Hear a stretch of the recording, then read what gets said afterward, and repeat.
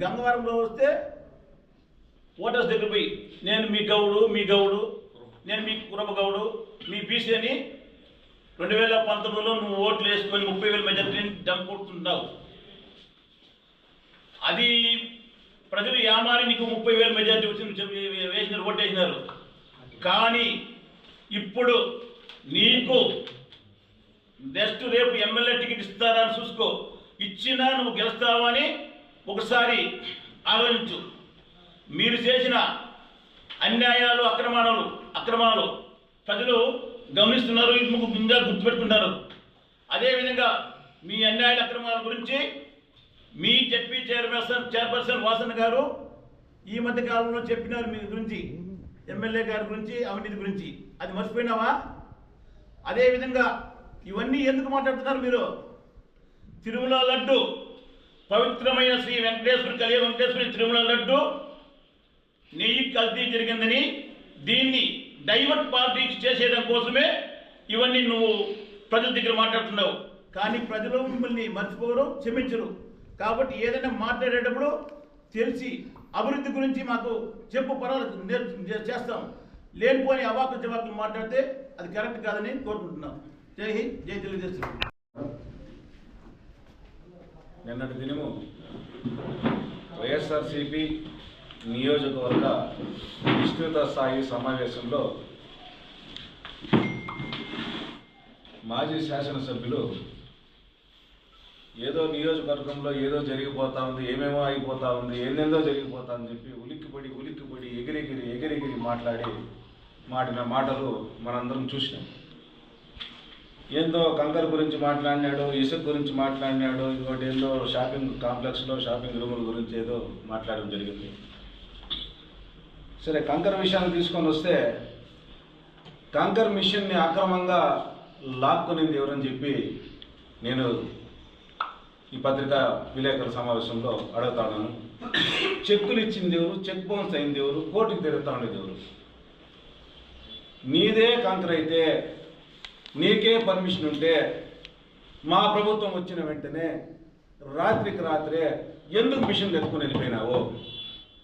నీదే కంకర్ అయితే, నీదే క్వారీ అయితే, నీదే అన్ని పర్మిషన్లు ఉంటే రాత్రికి రాత్రి ఎందుకు ఎత్తుకొని పోవాల్సిన అవసరం వచ్చింది అని ఒక ప్రశ్న అడుగుతుంది.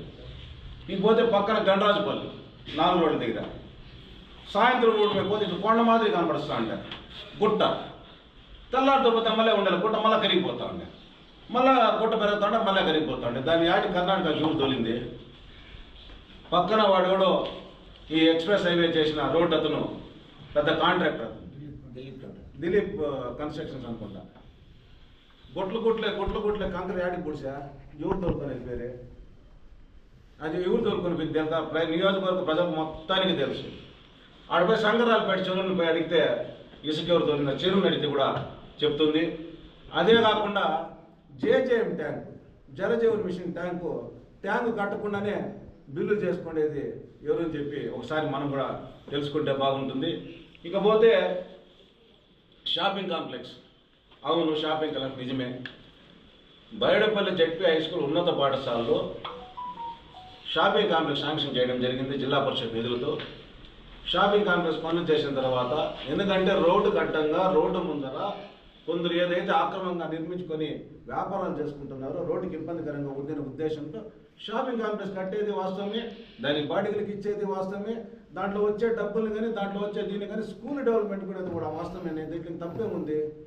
ఏదో నేను అడుగునేస్తా, నేనేదో చేస్తానంటే ఏంది అడుగునేది? కాబట్టి మాట్లాడేటప్పుడు జాగ్రత్తగా మాట్లాడాలా. మా ఎమ్మెల్యే గారిని, మా నాయకుడిని విమర్శిస్తే వీడెవరు చూసుకొని అయితే ఊరికే ఉన్నాం. లేదు నువ్వు ప్రజాక్షేత్రంలో ఉన్నానంటాడు కదా, ప్రతిపక్ష పాత్ర నువ్వు పోషించు, మాదేమన్నా డెవలప్మెంట్స్ ఏమంటే మాట్లాడతాం. ప్రతిసారి రోడ్లు కట్టం పడింది ఎవరు? శాంక్షన్ అయిన రోడ్లకి ఇబ్బందులు పెడతా ఉండేది ఎవరు? మా కైకల్ రోడ్ ఏదైతే రామచంద్రం రోడ్డు ఉందో ఆ రోడ్డుని అడిగితే పెట్టి ఎవరు కంకర తోలుకొని పోయింది?